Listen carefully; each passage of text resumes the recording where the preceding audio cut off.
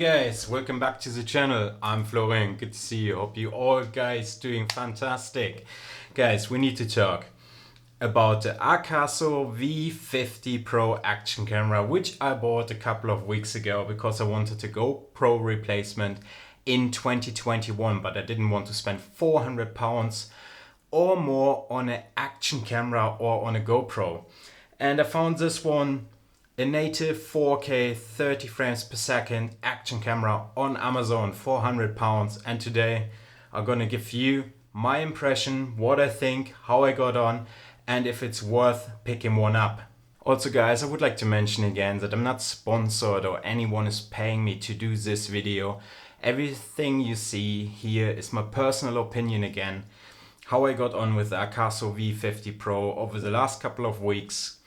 And I think the general purpose for what I've been looking for, this little camera, is doing a great job. Let's go quickly through the specs, or the specs which being the reason why I bought this camera. So basically it's a native 4K 30 frames per second camera.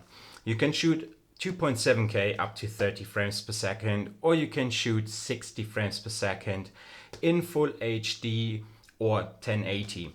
You could shoot also 120 frames per second in 27p, which I did a few times, but I don't think it's worth it. The image just breaks apart and it doesn't look as nice, as crisp as your 4K resolution.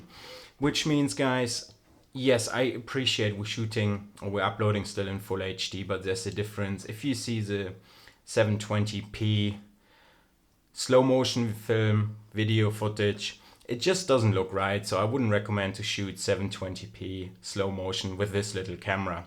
However, I think in 4K native 30 frames per second, this camera does a banging job.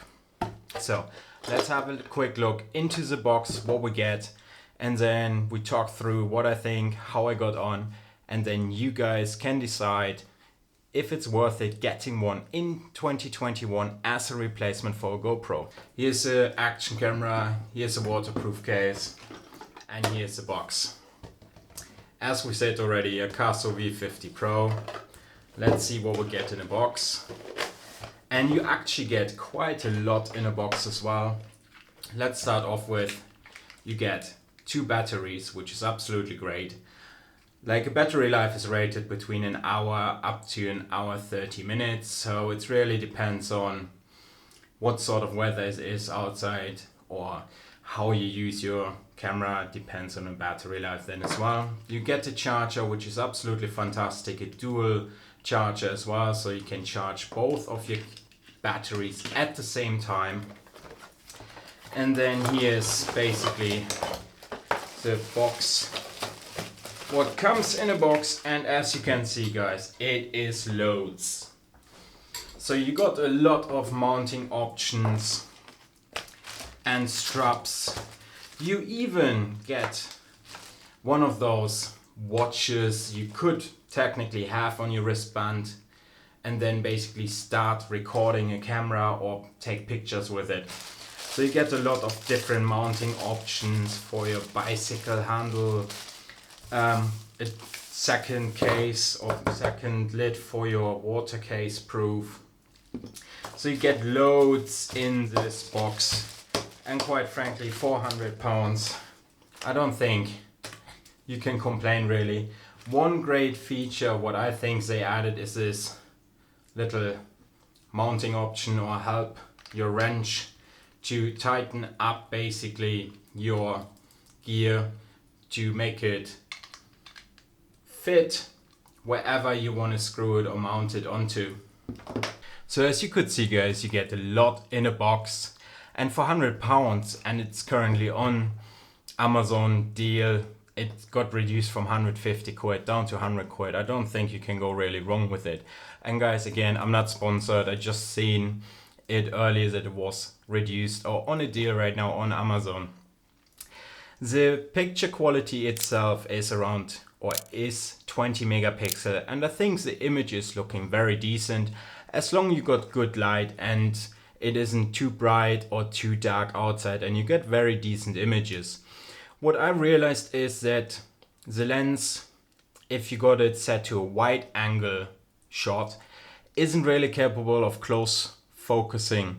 So let's say you would have the camera strapped onto your chest and you would have a close by camera or the camera close in front of it and you want to do some POV street photography, it might happen that the camera doesn't focus on your camera in front of it and it focuses in the background. So keep this in mind that the camera might struggle now and then to close focus when you hold something in front of the camera. So basically the camera is very easy to use. You got your blue button and your red button. Whilst actually you would think that the red button is for your recording, switch on and switch off or stop and play. And the blue one would be for the menu, but in fact it is the opposite way. Your red button is basically to switch on the camera and your blue button is to start recording or stop recording, which is a bit odd if you ask me, but you get very easily used to it. So basically your menu is pretty easy to navigate as well. You got your photo, video, playback or setup, and quite frankly this menu layout isn't too hard to learn. A few minutes, you spend some time into it and you will learn it very quick. So basically you got your video resolution 4K 30 FPS, 2.7K 30 FPS, 1080 60 frames, 720 120 frames per second. And I think one of the interesting things are definitely the angle view of the camera. You got super wide, you got medium, and you got a narrow shot. That's basically your 4 different angle types of point of view. So basically you got a wide, super wide, medium, and narrow would be basically your zoom lens basically, which gives you a different point of view. Generally speaking, the menu, as I said, very easy to get used to it, and you also got a digital image stabilization, which actually does a fairly decent job. Depends on, of course, how much you shake around. Like if you take a camera and you shake it like this and you expect the image to be stable, this is not gonna happen, guys. So here's a little audio test. We're shooting 4K, 30 frames per second, native format basically from an Akaso V50 Pro, and that's basically the audio test. Internal mic, and I literally just hold the action camera with my hand and my arm is stretched out. So the overall experience with this camera was quite surprisingly in a good way. So as I bought this camera for around £100 off Amazon, I didn't expect too much. Right now 4K, £100. If you think like we're buying a camera 4K for at least £1,000 or £800, £900, £700, and I wasn't sure what to expect from this little action camera for £100. However, I think 4K at 30 frames per second, and when your lighting situation is good or it's overcast and you got a nice even light, the camera does actually a very good job.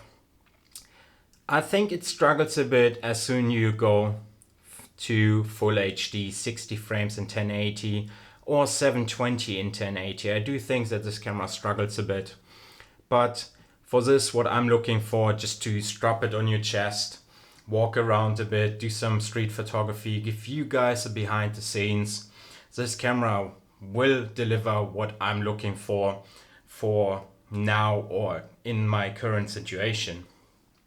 So the conclusion is, guys, if you want a high profile quality action camera, then probably you want to look into the GoPro system and think, okay, I need to spend a bit more money than just £100 on an action camera.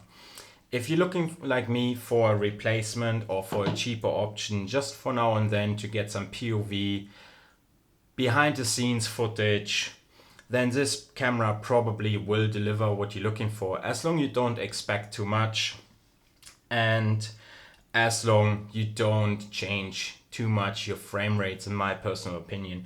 So I'm gonna stick to 4K 24 frames per second, 30 frames per second with this camera, and this camera will deliver what I'm looking for now, as I said, guys. So I hope, guys, that this little overview over the Akaso V50 Pro.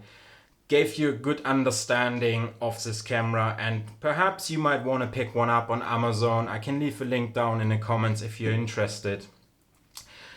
And with that said, guys, if you got any question, drop them down in the comments, let me know. Otherwise, I'm gonna see you very soon, my friend, in the next video. Thanks, guys.